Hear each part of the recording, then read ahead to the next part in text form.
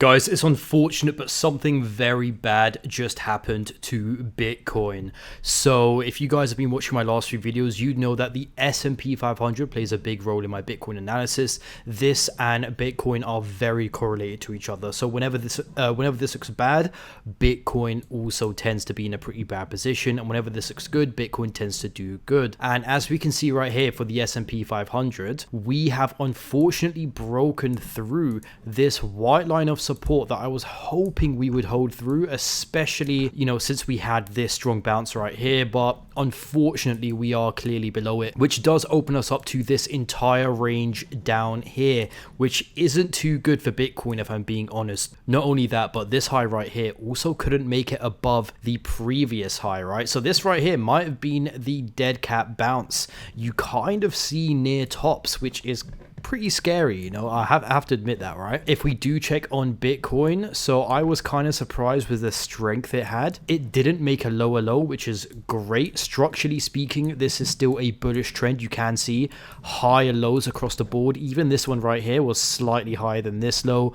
But yeah, with that S&P 500 weakness, the S&P 500 is such an important factor when it comes to Bitcoin's price that, I think unfortunately we could end up dropping through this support here, right? So all in all, this isn't a good place to go long for me, right? If the S&P 500 randomly turns around, maybe it crashes down here in the next day and then, rockets up, then yeah, we can have a second thought on potentially being long Bitcoin again. But as it stands right now, the S&P 500 is falling through support. Yes, this is still in a bullish trend, but I mean, it is looking pretty weak. We keep testing the support right here, and with the S&P 500 still falling, I do think we could do something like this, which could lead us to having that next leg down.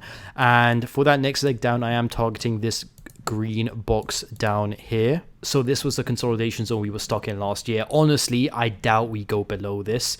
So yeah, worst case scenario is we fall through support and then we do something like this, and then yeah, the next bull market starts.